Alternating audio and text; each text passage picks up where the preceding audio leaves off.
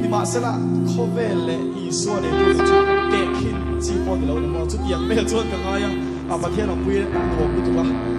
cái là nhìn xem này chút đâu phải thiệp đó nhé